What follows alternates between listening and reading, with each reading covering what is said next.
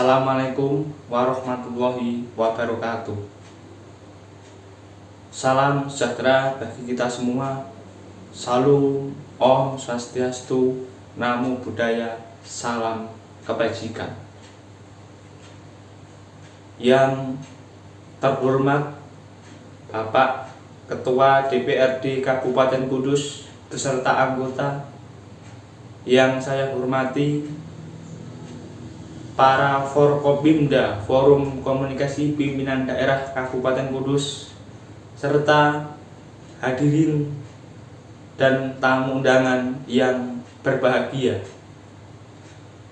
Puji syukur senantiasa kita panjatkan kepada Allah Subhanahu wa Ta'ala, Tuhan yang Maha Kuasa, atas karunia yang diberikan kepada kita sehingga kita dapat berkumpul dalam keadaan sehat walafiat, tak kurang suatu apapun. Sholawat serta salam semoga selalu kita haturkan ke pangkuan beliau Nabi Agung Muhammad Shallallahu Alaihi Wasallam, yang kita nantikan syafaatnya kelak di yaumul kiamah. Amin ya rabbal alamin. Para hadirin tamu undangan yang saya muliakan, Indonesia adalah negara dengan beragam kepulauan yang terbentang dari Sabang sampai Merauke, dari Pulau Miangas ke Pulau Rote. Di dalamnya terdapat ratusan suku, ribuan budaya dan adat, serta 6 agama dan beberapa aliran kepercayaan. Itulah yang menjadikan Indonesia sebagai negara istimewa di dunia. Tetapi ingat saudaraku semua, itu merupakan sebuah kebanggaan apabila kita mensikapinya dengan bijak.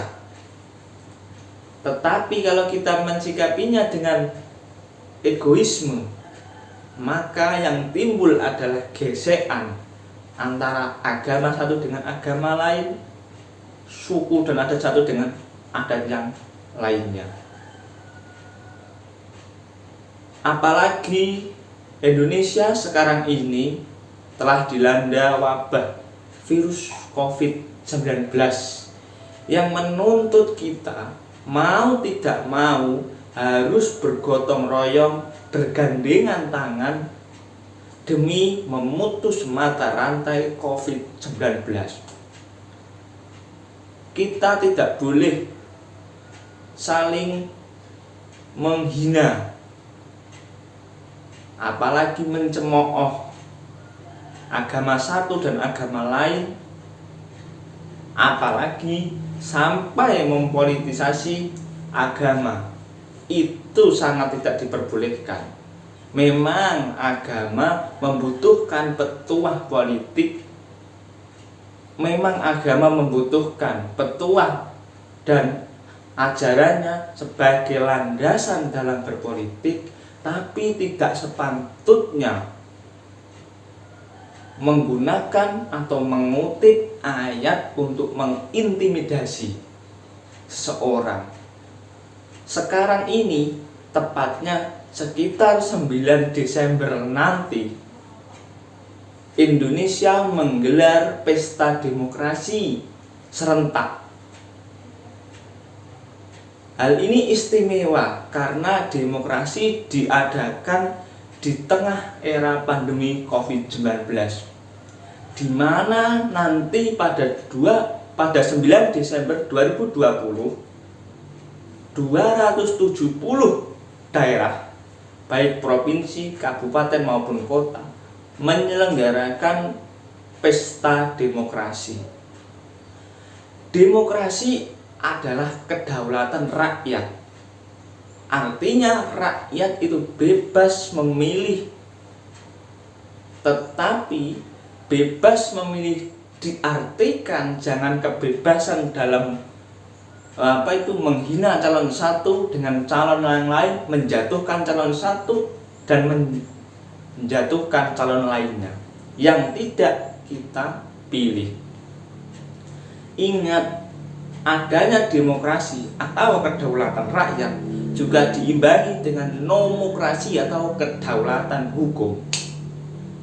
Maka dari itu ingat, siapapun yang terpilih nanti, baik yang Anda dukung maupun Anda tidak, akuilah itu sebagai pemimpin kita bersama, dan kita harus tetap bergandengan tangan, berbahu-membahu untuk membangun 5 tahun ke depan daerah kita masing-masing. Para hadirin, Bapak Ibu semua yang berbahagia, untuk menyatukan perbedaan baik agama, ras, golongan, dan suku, Indonesia beruntung mempunyai sebuah ideologi yang sangat baik, yaitu Pancasila. Kita tengok sejarah Indonesia. Ada pemberontakan PKI Madiun tahun 28 dan PKI tahun 65 yang dipimpin DN Aidit. Itu akan menggeser ideologi Pancasila ke arah kiri. Apa buktinya? Indonesia porak-poranda, anarkisme terjadi di mana-mana. Dan perlu dicatat lagi, Indonesia juga pernah mengalami era kelam, yaitu tahun pada saat setelah PKI. Ada DITII, Darul Islam dan Tentara Islam Indonesia. Itu akan menegakkan sistem khilafah, bukan khilafah, tepatnya adalah negara berbasis Islam. Apa yang terjadi? Krisis, di mana terjadi pemberontakan di mana-mana. Berarti itu menandakan apa? Bahwa ideologi Islam juga tidak tepat. Makanya kita juga harus berkaca ke sejarah. Kita tengok ke luar negeri, misalnya di Afghanistan menganut seperti Islam, di Yaman, di Suriah, yang sampai detik ini masih terjadi pemberontakan. Apakah kita ingin menirunya? Tentu jawaban kita semua tidak. Nah, bagaimana dengan cara menolaknya itu? Kita tegakkan Pancasila sebagai pemersatu dan sebagai penyatu di antara keberagaman-keberagaman yang kita miliki.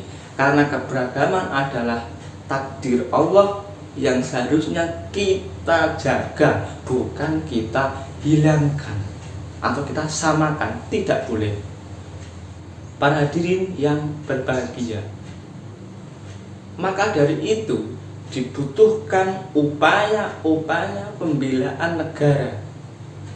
Dan perlu Anda ingat bahwa bela negara itu tidak harus angkat senjata atau memegang bambu runcing. Tidak. Sekarang ini sudah era merdeka. Dengan cara apa? Kita sebagai, misalnya sebagai pelajar, belajarlah dengan giat.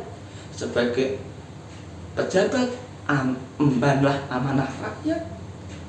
Sebagai profesi lain, misalnya dokter di era pandemi seperti ini, itu juga wujud bela negara, mempertahankan negara sesuai amanat pasal 27 ayat 3 Undang-Undang Dasar Negara Republik Indonesia tahun 1945.